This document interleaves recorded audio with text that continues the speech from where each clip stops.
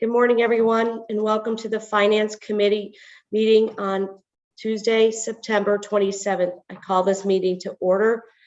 I need an approval of the agenda. So moved. Second. All in favor? Aye. Aye. Thank you. 3-0. Next up is the approval of the minutes from the August 23rd meeting. So moved. Second. All in favor? Aye. Thank you. 3-0. Next up is ESSER fiscal year 23 retention payment change. Mrs. McLam. Good morning. So when you all approved in February, the ESSER retention payments for us to pay out for the FY23 school year, it included a differentiated amount for bus drivers and for school nutrition, cafeteria managers and school nutrition workers. The reason we did that was due to the fact that they pay out monthly or weekly bonus payments for attendance and other things for retention purposes. So it was for the same purpose. School nutrition had ESSER funds that allowed them to do that last year. They do not have the funds to do that this year, and we just weren't really thinking that. I think we thought they might have enough going into this year, but you all only approved their retention and attendance bonuses for the year of FY21-22. So in that case, we have amended the criteria to include the cafeteria workers and cafeteria managers, since they won't have any other source of retention bonus payments. And that's really the only change. So then the bus drivers are still on their current plan. Okay. Yes. Any questions? I have none. With that, I'll move that we approve the amended FY23 proposed retention payments. And with that, I second it. All in favor? Aye. Aye. Aye. Thank you. Next up is the bus driver proposal. Right. So we do bring this back to you once a year.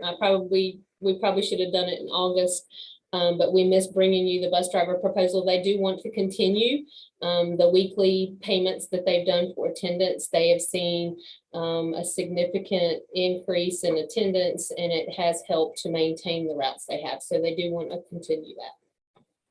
So this is exactly what we did last year. Same program, right? Mm-hmm. Yes. Okay. Anyone have any questions?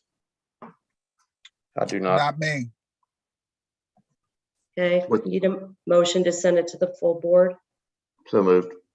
Second. All in favor? Aye. Thank you. Next up is the fiscal year 22 budget amendments and transfers. Amendments.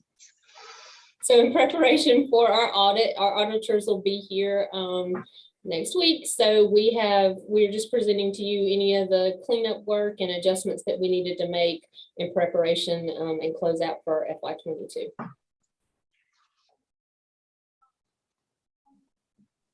Can you How are we walk us? looking? Yeah. Go Can you ahead, walk go ahead, us Madam through- Chair. Sorry, go ahead, Jimmy. No, go ahead.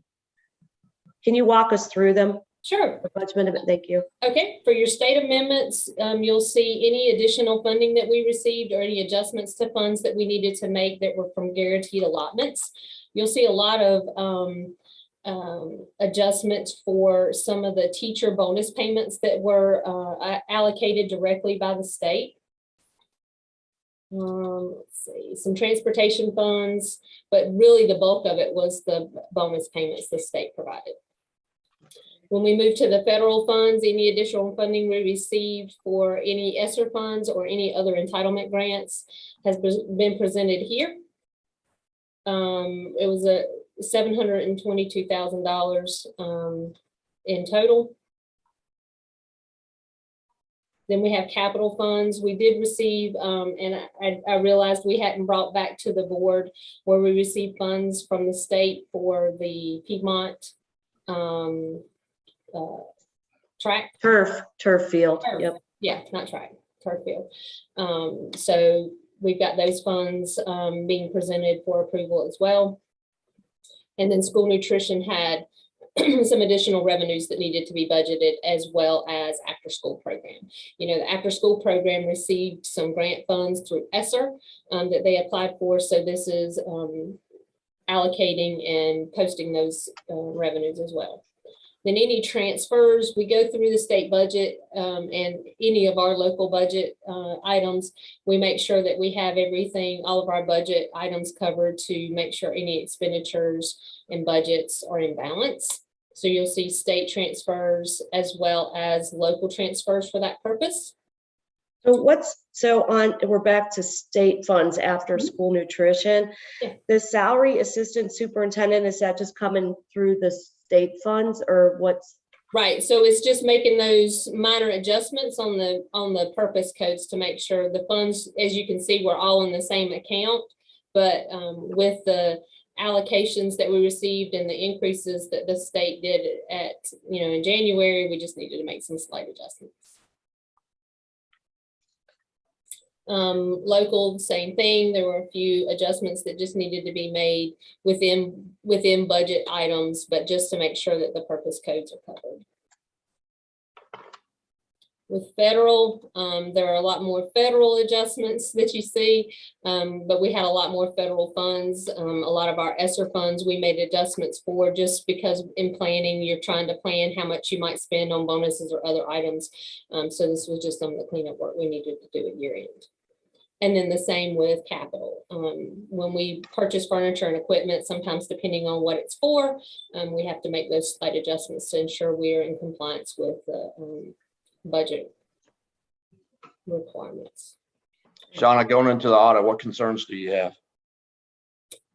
I don't really have any concerns. It's going to be a lot different this year. We're in two separate programs, one for payroll and one for accounting. Plus we had 1 month where we were in another system. So the month of July, we didn't convert until August. So I think it's just going to be challenges in making sure that we pull all that information together. It'd probably be more the auditor's challenge, more so than us, but we're prepared. We're getting ready. I don't see any issues or concerns.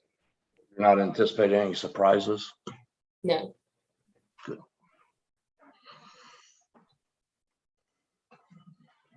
Anything else? No, good. That's what I was going to be asking. So thank you, Thank you. Madam Chair and Todd. So I need a motion to send the budget amendments and transfers to the full board. So move. Second. All in favor? Aye. 930, thank you. Next up is COVID relief funding update. Yeah, and one thing I'll note on this one, we do have the first section of CARES Act funds expires at the end of this month.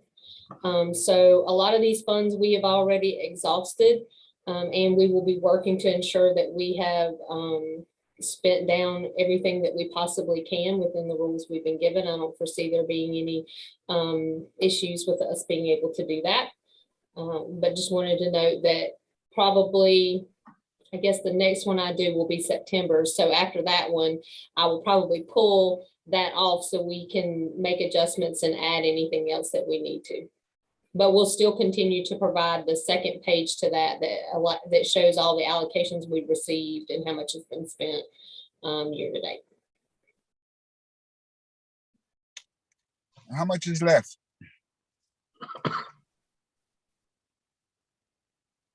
From the CARES Well, Act? I was going to say that's subject to what we have allocated as well. So what the state shows as of the end of August that we have remaining, total expended is 48, total allotted was 91 million. So, we still have about $50 million. Thank you.